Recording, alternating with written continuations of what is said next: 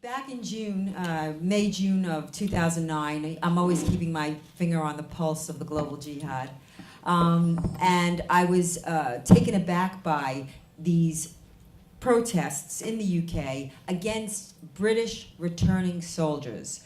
British returning soldiers who were being taunted and the name-calling baby killer, the really atrocious, fresh from the fields of Iraq and Afghanistan.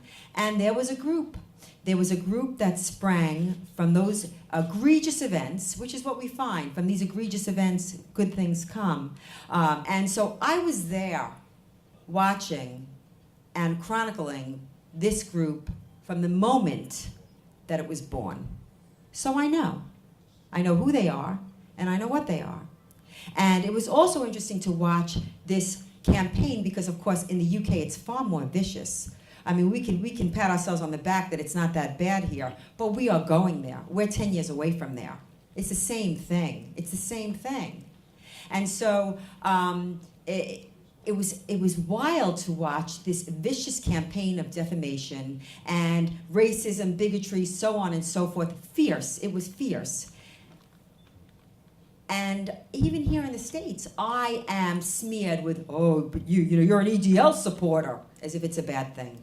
So I am enormously honored and pleased that their leadership could be here with us today to describe to you what's going on in their country and how they are taking the fight to the streets and they're taking the fight back to the enemy. And so it is my great honor to introduce to you Tommy Robinson, one of the leaders of the English Defense League.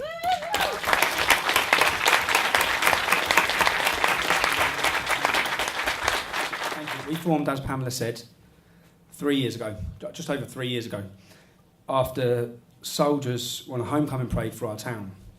They were met, as Pamela said, with shouts of abuse. One of their mothers was spat at. A local lad had died. Another local lad I grew up with lost his legs. It wasn't the fact that these Islamists done it, it was the fact that they were facilitated in doing it.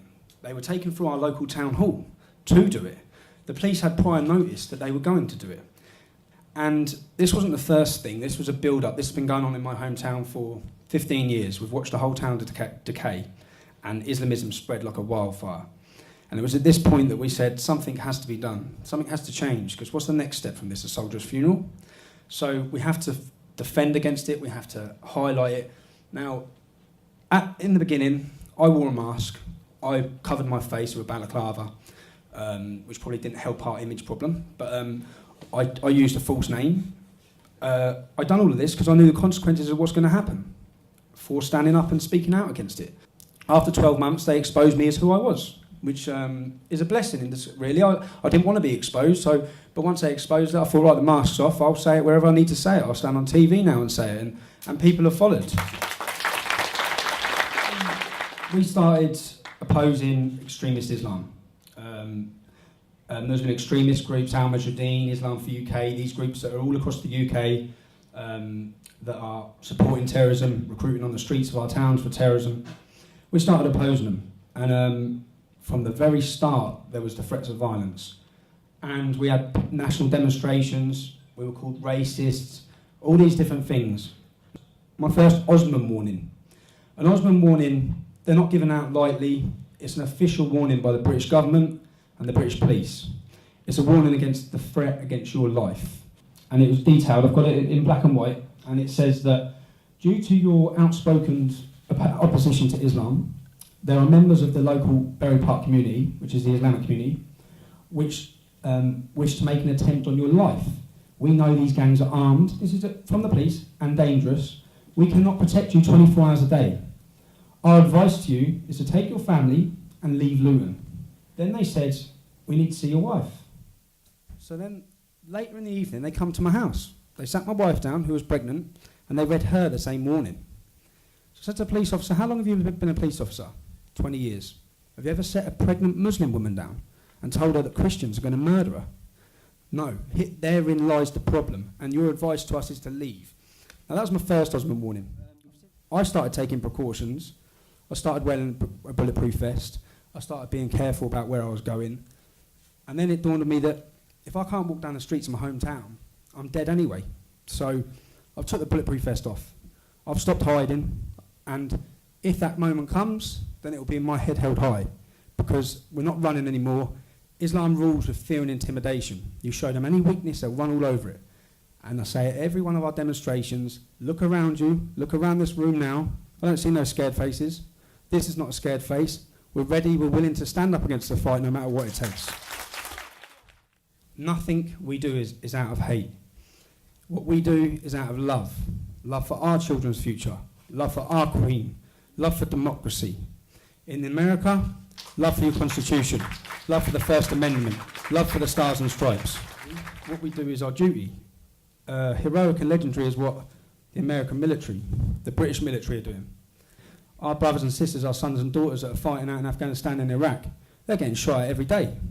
They dust themselves off and they walk straight back out there. They're the true legends. They're the true heroes. I'm from Luton Town. Luton Town is a town of immigrants. Multiculturalism, in my view, in my hometown, multiculturalism works. Okay, it works. And when people say it doesn't work, they identify Islam that doesn't work. In Luton, the Sikhs, the Jews, there's not many Jews left, most of them have been forced down, but the Sikhs, the Jews, the Hindus, the West Indians, they've all integrated into society. Look around this room here today. It's a multicultural audience. The one that don't integrate is Islam. It's the Islamic community. And by blaming it on multiculturalism, we're broadening the problem rather than just highlighting and pinpointing the exact problem, which is Islam as an ideology, which is not integrating and not assimilating. What's happening in England? What's happening in Luton? What's happening in East London, in Bradford? Towns like this, they're a blueprint. It's inevitable. Demographics, statistics, birth rate. It's coming to a town near you. You can't. In England, people just move like this, and they're all trying to get away, but you can't keep running. Someone has to identify it, highlight it, and in a country like America, even Australia, look at our country, look at Europe, and learn. It has to be stopped, and people have to stand up and fight against it now. Well, one day, our leaders across Europe that are aiding, abetting the Islamization and the destruction of our culture and our people, they will be brought to justice. Yeah.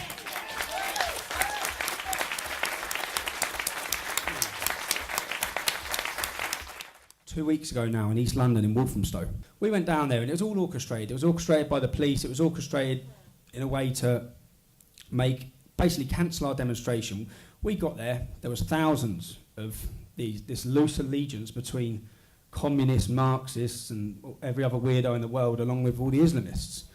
And they're all there trying to attack us, and there's bricks coming in, and a brick lands next to me. I go up to the police officer in charge and say, are you actually going to do anything about this? And then they pull our microphone out and say, you can't give your speeches, you can't have your demonstration. So why not? We said, because you're going to provoke a reaction from this crowd. So again, they took away our freedom of speech, our right to assembly, and our democratic rights due to the fear of violence and mob rule and threats and intimidation. Saying we're doing nothing wrong, we're the ones that are law-abiding, and they actually arrested 388 of our supporters.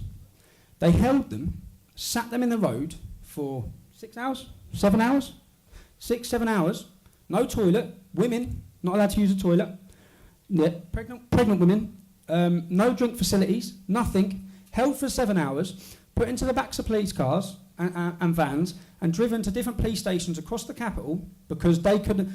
Well, what they said was for a prevent of the breach of the peace. So rather than dealing with the Islamists and the violent Muslim gangs that are on the streets, they make us the victims. So the victims once and you're the victims again.